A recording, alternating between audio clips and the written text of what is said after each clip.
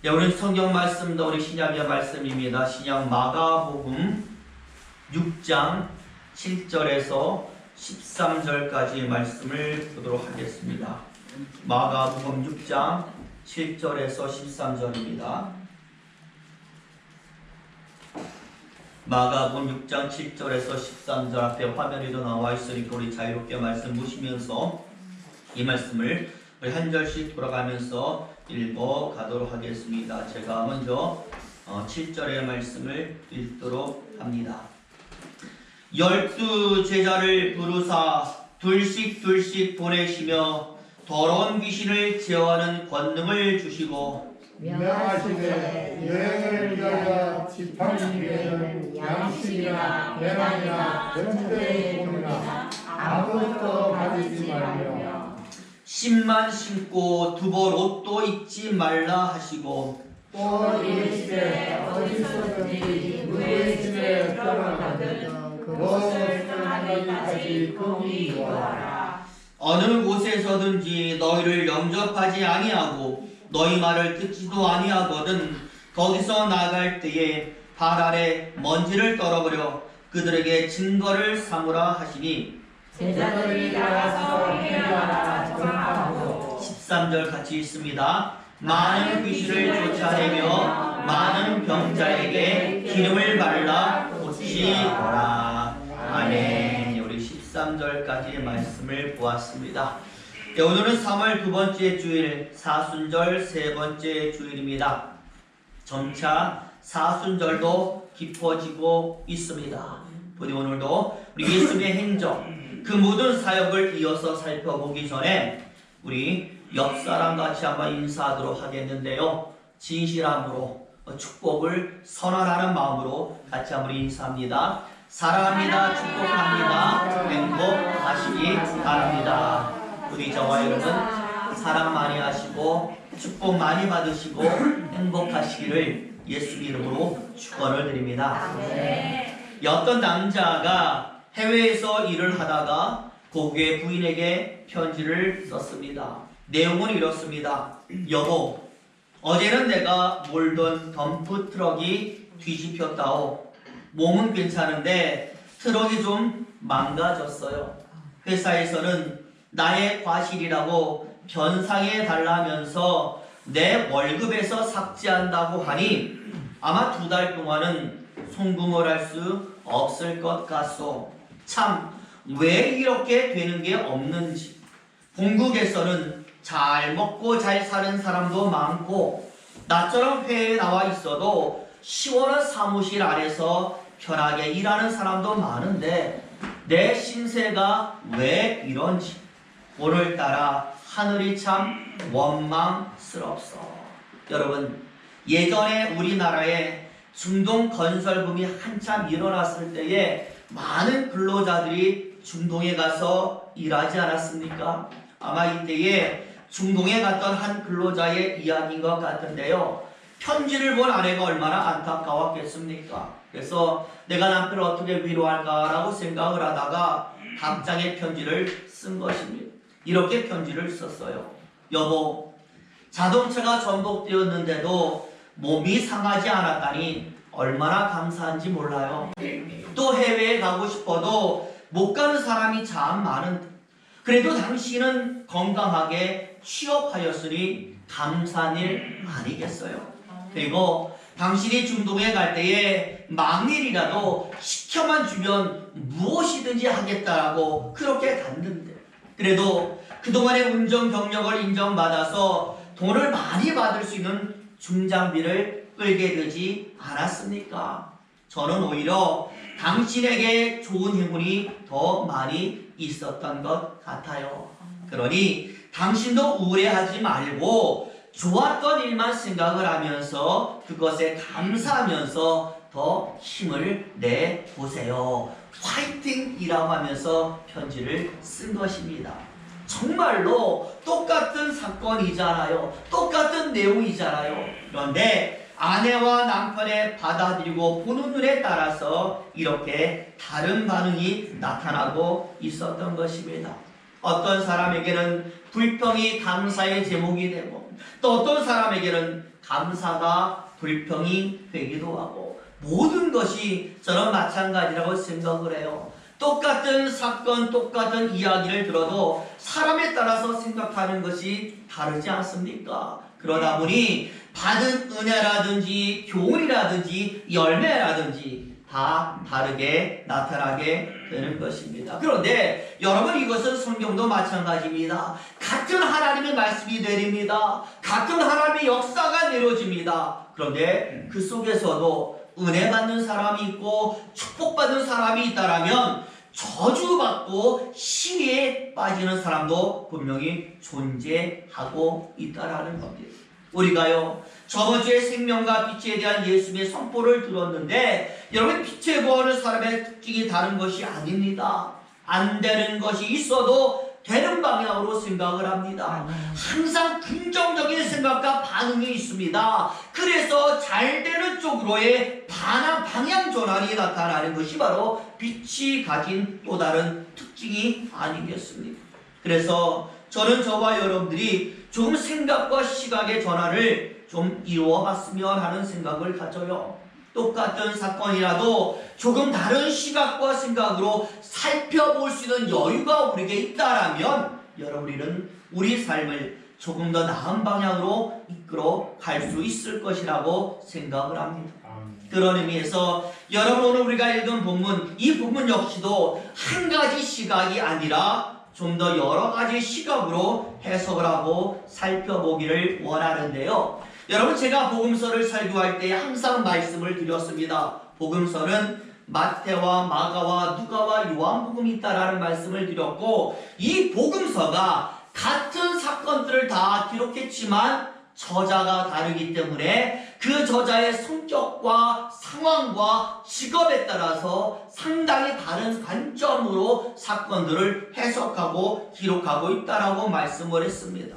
예를 들어서 마태는요, 예수의 말씀을 중심으로 쓰여진 성경이기 때문에 예수를 뭐라고 보고 있습니까? 왕으로 보는 겁니다. 그러다 보니 왕으로 오신 예수님, 그 예수님의 입에서 나오는 메시지, 여기에 관점을 주고 말씀 중심으로 마태복음을 기록하고 있어요. 그리고 우리가 계속해서 살펴보고 있는 마가복음은요, 무엇이 주제냐라고 할 때 종이 주제예요. 종으로 오신 예수님, 바로 그 예수님을 강조하다 보니까 그분이 하신 일을 강조하는 겁니다. 종은요, 일하는 사람 아니겠어요? 그러니 섬기는 모습, 사역, 종으로서 예수님께서 하신 일에 대한 기록이 상당히 많이 기록이 되어 있는 거예요. 당연히 우리에게도 무엇을 강조하느냐? 실천을 강조하는 겁니다. 예수님께서도 하셨으니까 여러분들도 하셔야 됩니다라고 말씀을 하고 있습니다. 그래서 마가복음에는요, 곧이라는 단어가 굉장히 중요하게 나오고 있습니다. 주신 말씀을 곧바로 행하고 가르치셨던 것을 곧 실행하라라고 말씀을 하는 거예요. 오늘 본문도 마찬가지입니다. 예수님께서요, 제자들을 가르치셨습니다. 그들을 하나님의 말씀으로 무장을 시킨 다음에 각자 그 해당하는 권세를 주시면서 실천하라고, 실행하라고 제자들을 짝지어서 전도 여행을 보내고 계시는 겁니다. 그게 바로 7절 말씀이니까 우리 7절 아까 읽었지만 같이 다시 한번 읽어봅니다. 보여주시죠. 같이 읽습니다. 시작. 12 제자를 부르사 둘씩 보내시며 더러운 귀신을 제어하는 권능을 주시고. 아멘. 여기에 보니까 제자들을요, 한 명씩 보내지 않았을 때 한 명만 보내면 좀 그렇잖아요. 그러니까 서로 의지하라고 2명씩 짝을 지어서 보내는데 귀신을 제어할 권능을 주시고 보냈다라고 말씀을 했어요. 그냥 보내지 않는 겁니다. 권능. 예전 우리 성경에는요, 권세라고 되어 있거든요. 하나님은 절대로 우리를 세상에 보내실 때 여러분 그냥 보내지 않으시는 줄로 믿습니다. 오늘 본문처럼 권능을 주십니다. 권세를 주십니다. 누구를 향한 권능이요 권세라고 할 때에 세상 사는 우리에게 가장 적이 되고 문제가 되는 것이 여러분 사단 아니겠어요? 사단의 세력과 사단의 역사가 우리를 침노하기 때문에 예수님은 우리를 세상에 보내면서 그 사단을 이길 권세를 주고 계시는 겁니다. 세상을 이길 힘을 주셨기 때문에 그 힘이 우리 안에 있다라는 것이죠. 그러니 우리가 세상 살면서 쓸데없이 미리 치고 들어갈 필요가 없는 것입니다. 문제가 다가왔다고 아이고 피할 수가 없는 거예요. 힘이 우리 안에 있기 때문에 도와주실 분을 향한 기도도 우리가 가지고 있기 때문에 문제가 보인다 뭐가 보인다 일단 예수를 향하여 우리가 가진 힘을 다 펼쳐보는 것이 우리의 삶이 되어야 되는 것입니다.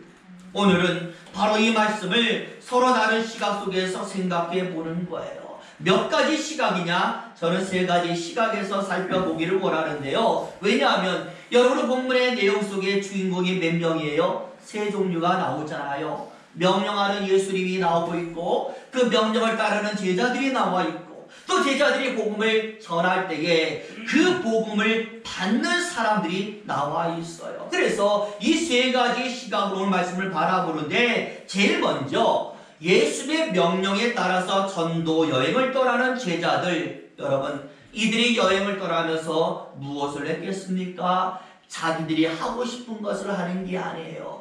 경치 구경 나는 것이 아닙니다. 뭔가 즐기는 것이 아니라 예수의 명령을 듣고 떠났기 때문에 명령대로 복음을 증거하는 일, 거기에 힘을 썼어요.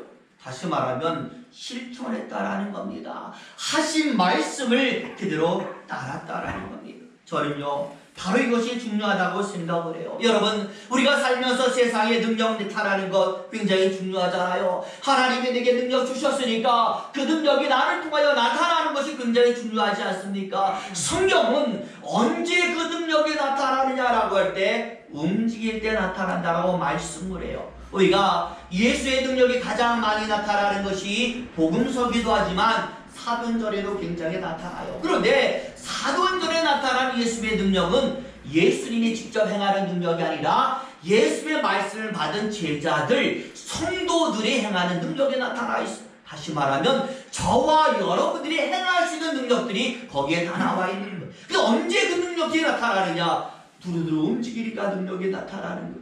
입을 열어서 뱉어내니까 능력이 나타나게 되는 겁니다. 그렇잖아요. 아무리 많이 가지고 있어도요 그것을 사용하지 않으면 무슨 소용이 있겠습니까? 성경에는 하나를 가져도 그 가진 하나를 다 행할 때에 능력이 나타난다라고 말씀을 하는 겁니다.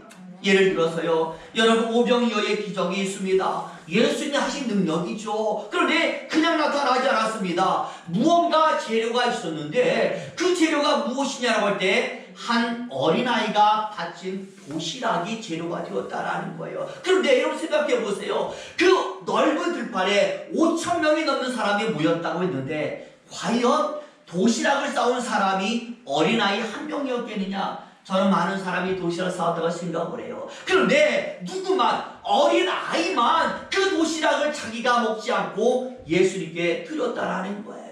그리고 둘이니까 그게 무엇으로 나타나요? 거기 모인 모든 사람들이 먹고도 남는 기적으로 나타나게 된 거예요. 숨겨진 것이 아닙니다. 예수님께 드리신 도시락이 기적을 나타나게 된 겁니다.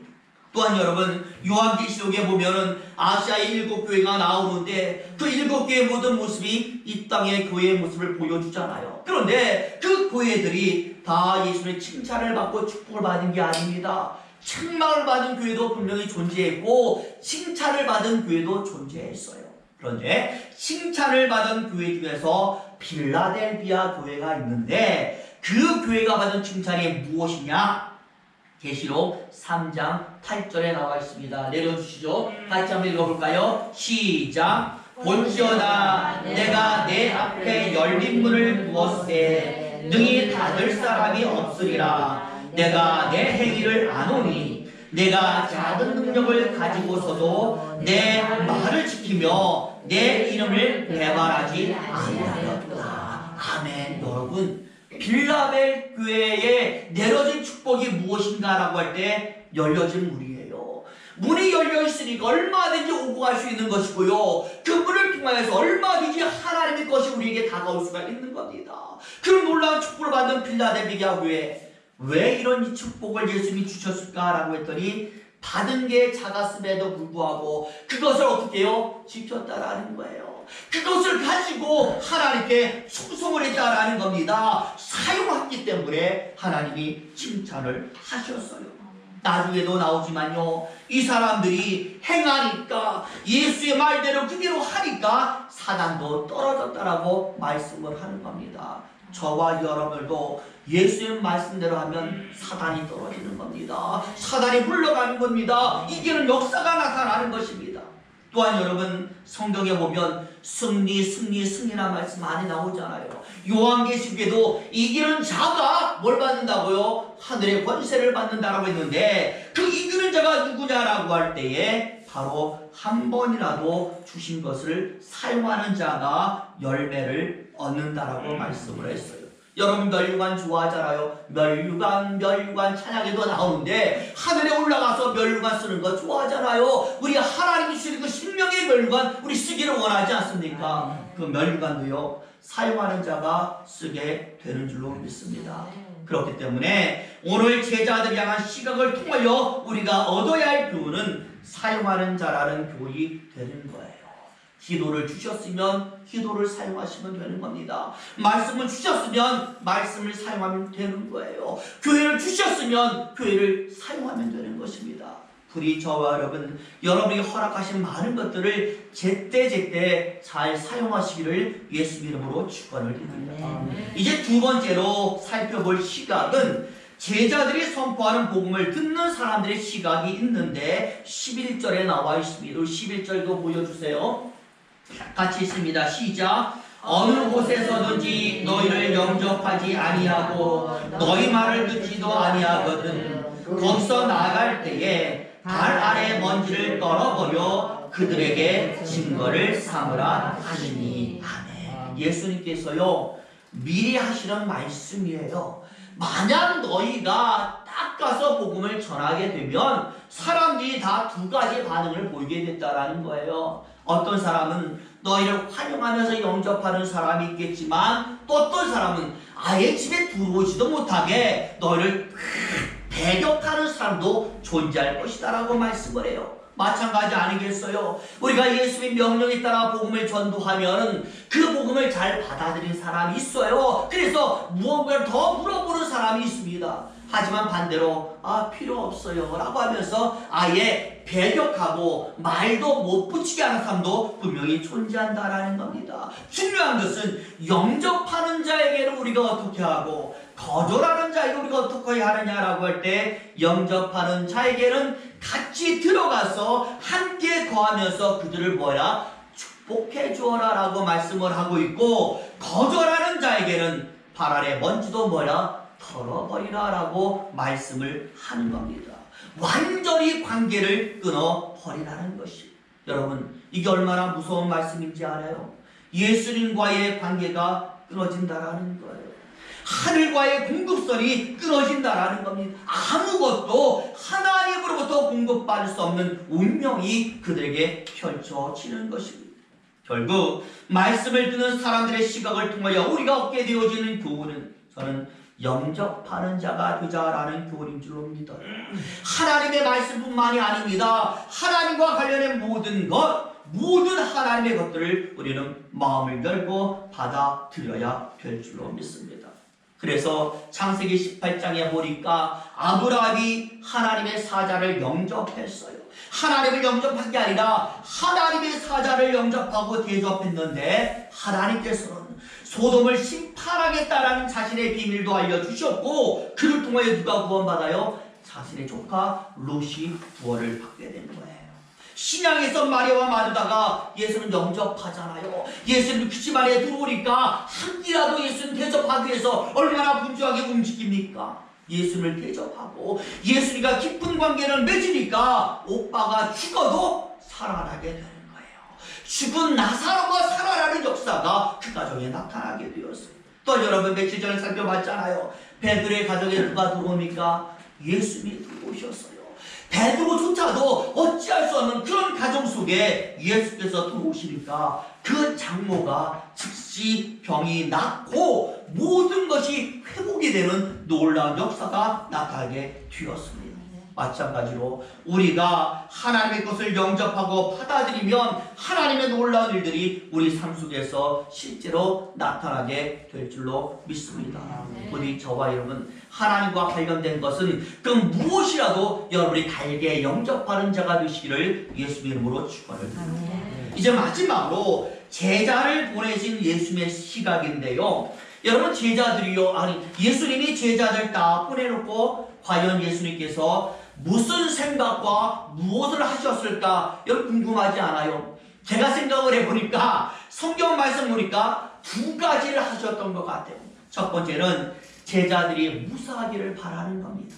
제자들이 큰 열매를 얻기를 바라는 마음으로 제자들을 기다리셨고, 그러다 보니까 예수님께서 무엇을 하시냐? 제자들을 위해서 기도하지 않았을까라는 생각을 가지게 되는 거예요. 나중에도요, 우리 본문 속에 나오지만 제자들이 다 돌아와서 예수님께 이런저런 자랑을 하잖아요. 예수님, 우리가 가서 전하니까요, 사람들이 복음을 받아들이고요, 많은 사람이 변화되고요, 귀신도 물러가고요, 병자도 나았어요 라고 막 자랑을 하니까 예수님께서 무엇이라고 말씀을 하는가? 나도 보았노라. 사단이 하늘에서 번개같이 떨어지는 것을 나도 보았노라 라고 말씀을 했어요. 항상 누구를? 제자들을 지켜보셨다라는 거예요. 계속해서 제자들을 생각하고 관심 가지고 돌아보셨다라는 거죠.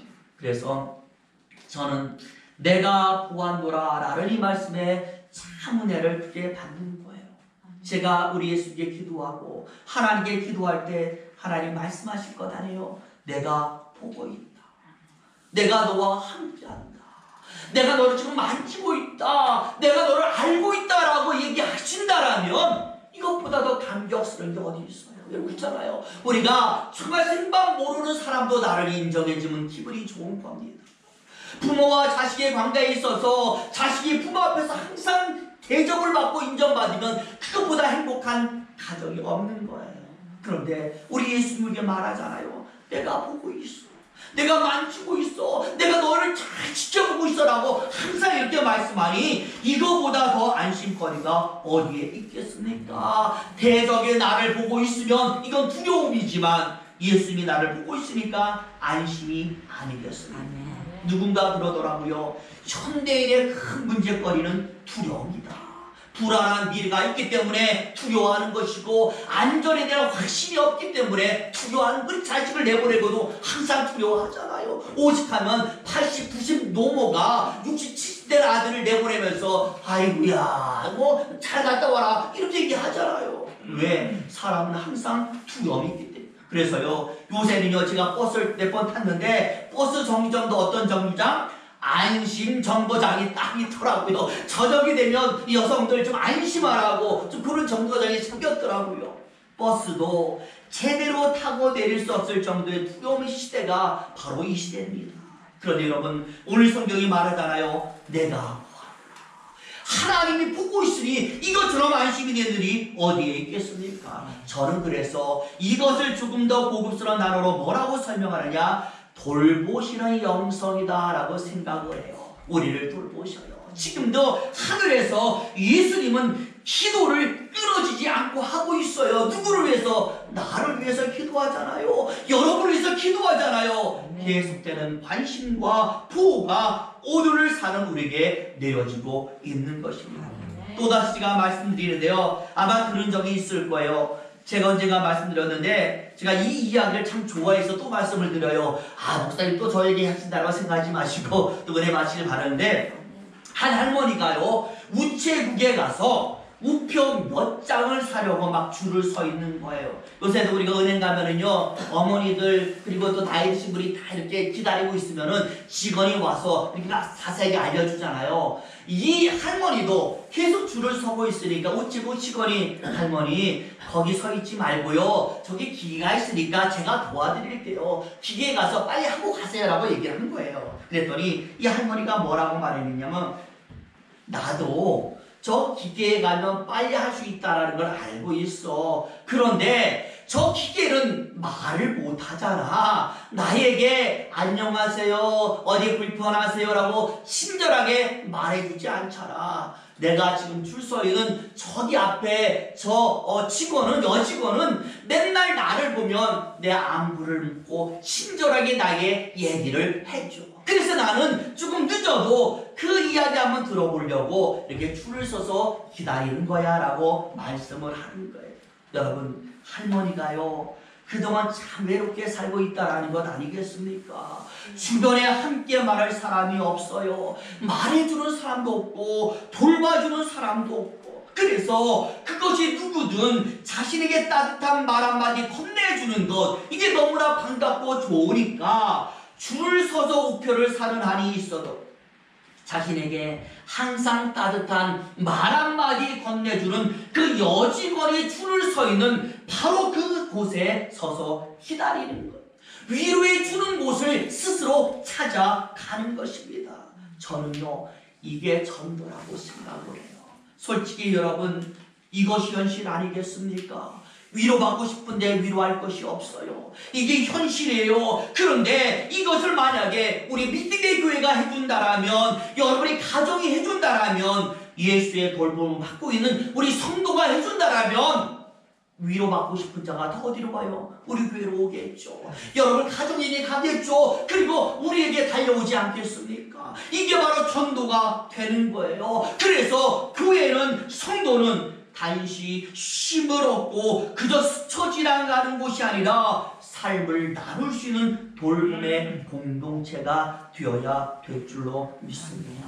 부디 여러분, 오늘 말씀을 통하여 나타나고 있는 이 세 가지의 단어 여러분 꼭 기억하시기를 예수 이름으로 축원을 드립니다. 실천이라는 단어가 있기를 바랍니다. 그리고 항상 영접하는 단어가 여러분에게 있기를 바랍니다. 마지막으로 돌봄이란 단어가 예수께로부터 우리에게도 왔기 때문에 우리 역시 세상에 던져주는 그런 단어가 되시기를 예수 이름으로 축원을 드립니다. 기도하겠습니다.